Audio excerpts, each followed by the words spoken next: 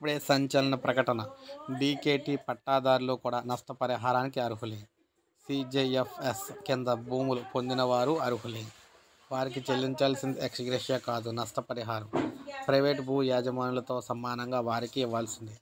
CJ నేతృత్వంలోని high court ధర్మాసనం కీలక తీర్పు. Telugu Ganga special collector appeal కొట్టివేత. ప్రభుత్వం నుంచి అసైన్డ్ కింద డీకేటీ పట్టాలు పొందిన భూములు సాగు చేసుకున్న రైతులు కేవలం పరిహారానికి మాత్రమే కాక తప్పనిసరిగా ఇచ్చి తీరాల్సిన నష్టపరిహారానికి కూడా, కాంపన్సేషన్కు కూడా అర్హులేనని హైకోర్టు ధర్మాసనం తేల్చి చెప్పింది.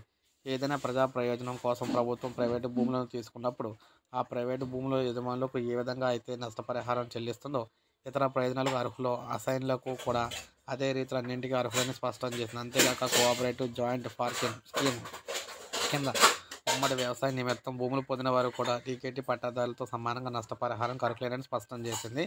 అసైన్మెంట్ కింద ఇచ్చిన పట్టా తాత్కాలికమైందని, అలాగే ఆ పట్టా మంజూరు పలు షరతులు లోబడి ఉంటుందని, కాబట్టి ఆపై అసైనీలకు కేవలం ఎక్స్ గ్రేషియాగా మాత్రమే అర్హులన్న ప్రభుత్వ వాదనను హైకోర్టు అయితే తోసిపుచ్చింది.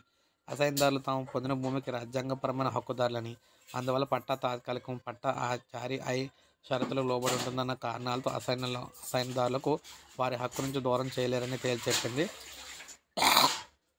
దీంతో ఒక్కసారిగా శుభవార్త అయితే వచ్చిందనమాట మొత్తం మేము చూసుకుంటే. సో ఈ విధంగా చూసుకున్నట్లయితే అసైన్డ్ అయిన భూములకు కూడా ఇక నుంచి అయితే మామూలు ప్రైవేట్ భూముల్లాగే డబ్బులు అయితే చెల్లించాలన్నమాట ప్రభుత్వం. హైకోర్టు అయితే ఈ విధంగా తీర్పిచ్చింది. సో ఇది గుడ్ న్యూస్ అని చెప్పుకోవచ్చు రైతులకు. ఒక లైక్ చేయండి, సబ్స్క్రైబ్ చేసుకోకపోతే మన ఛానల్ సబ్స్క్రైబ్ చేసుకొని